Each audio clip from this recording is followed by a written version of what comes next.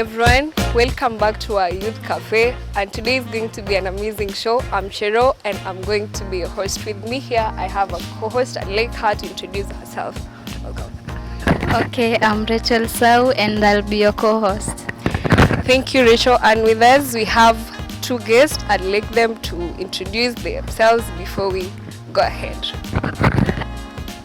I'm Jazanda Emmanuel Mutadia.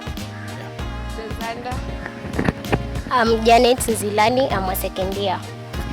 Welcome guys, and on today's show we're going to talk about fear. Fear is something that all of us in one way or another we have encountered, either fear of the unknown or you know something but you still fear. So maybe how do you define fear? According to the dictionary, the meaning of fear in dictionary is that it is the unpleasant feeling or something that makes you so uncomfortable that comes either by, maybe it is triggered by danger, a threat or an anticipation. So these two of them, they're going to tell us the instances of fear, maybe something they feared, how they conquered or what they are doing to overcome that fear. So feel free to roll with us up to the end. Maybe let's start with Janet. So Janet, could you please tell us what you feared or what you're fearing? Yeah, I've been having that fear of to be a failure in life.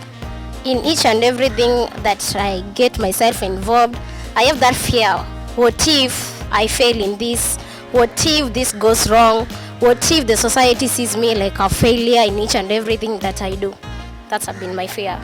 So Janet, you've been battling with fear of the unknown. What's coming next? What if I'm going to fail? Have you ever sat down and really think, what can I do so that I can maybe conquer this fear or anything, or you just, have you? Yeah, I have one thing to do. That is, I just have to believe in myself, believe in each and everything that I get myself involved in. Have that self-belief in me. Okay, so as much as you're still dealing with the fear of failing, disappointing yourself, you also know that you're supposed to believe in you, but at the same time you still fear. Oh, that's amazing. Jazanda, what can you tell us about fear, the instances that you've had, or what have you ever feared? Oh, I have feared, and as at now I fear a lot of things. Starting from, I fear dead corpses, one. I remember the last time I went to a funeral and I was really passing by the casket. I made sure that I don't face the dead guy. Like, naogopa ni kama the picture will stick in my mind. So that is my number one fear. Another thing that I'm afraid of ni kuangusha plate ya food nikipita mahali. That is a very serious fear for me. Like, what will people say?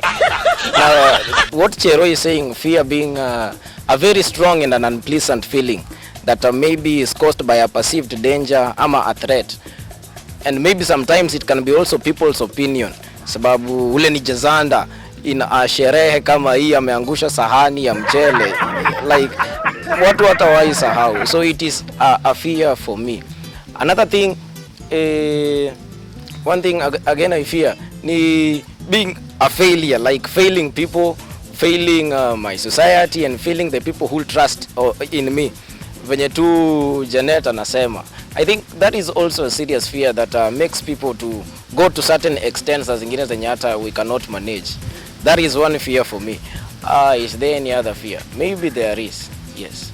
But all I can say is that as at now I'm still afraid of very many things, and I'm hopeful maybe something will happen. So as much as you fear those things, you don't have maybe, let's say, strategies to help you cope up with the fear, or like the things that you can do to, you know, to narrow away from the fear. Okay. Sina plan, but at least one thing with handling fear I have come to understand is that first we have to recognize what we are afraid of. If you don't know what you're afraid of, then you cannot handle what you're afraid of. So Mimi, I know what I'm afraid of. Now, maybe handling it is another. You know, kujua kitu na kuhandle it are two different things. I know what I'm afraid of. But what I see is that it reached a time even Christ was afraid of death because he was covered with my sin. Inafika time akiwa Gethsemane and he's afraid to take the cup. But one thing that encourages me is that Christ faced his fear, and hiyo ndio kitu yenye mimi naona I can do, that fear ni kitu ya kukua faced, si kitu unaenda church alafu unainua mkono naomba Mungu I rebuke fear, I rebuke fear. It is something that you go to the ground and you face it and you overcome it. Fear ni kitu ya ku overcome.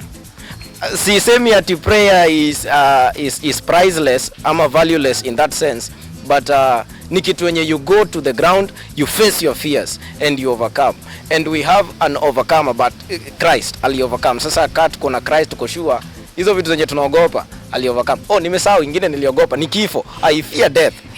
I fear death. But reading through the scripture nimekam ku realize that even Christ died, and that was a reality. He didn't sleep, he died. So, and if he overcame, then even with the little of my fears that I have, I can also overcome. So you saying that our fears are supposed to be faced, but someone out there is asking himself or herself, now how can I face my fear? How can I do that? So can you tell them how you faced yours? I started with this. I said, number one, you have to understand what are you afraid of. Again, I'm afraid of talking to new people. Sasa one thing I've set like a principle for me is like every day I try to talk to a new person. At least itanisaidia kurekebisha ile uoga yangu. I'm afraid of talking to new people, but if I make it a principle ama a rule for me, if I meet somebody, I make their day, I make them smile, I talk to them at least a sentence or few, that is a fear I'm facing. It's a process. Yes, sema ati nimeamka leo na nimeacha kuogopa everything. It's a process. And if we get into the process after acknowledging that first we are afraid, then we can go on. Yes. Okay. Wow. So first thing is you acknowledge your fear, and then the process, okay, conquering or facing your fears, it's a process. You take a step. Janet, what can you tell someone who is going through a lot of fears right now, or maybe is in the same situation as you? What can you tell them? Yeah.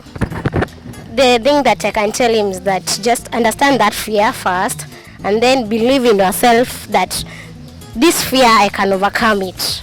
Like you got everything to overcome that fear. Just have that courage. Yes, I can do this. I can do away with this fear, and you'll overcome it. So, at the same time you're fearing, but at the same time have courage. Encourage yourself that I can do this. And Jacinda has said that even Christ had fears, the fear that he was going to die, but again he overcame that fear, or he just let God take the wheel. Rishi is going to maybe give us a verse from the scripture that can help me or you to deal with the various fears that you're facing. Okay, so I'm going to encourage you from a scripture in the book of Isaiah 41 verse 10, and it says, "Fear thou not, for I am with thee. Be not dismayed, for I am thy Lord. I will strengthen you, and I'll help you. I will uphold thee with the right hand of my righteousness." So the Lord is encouraging us that we should not fear, and God is always there to strengthen us in our fears, and he will uphold us with his right hand of righteousness.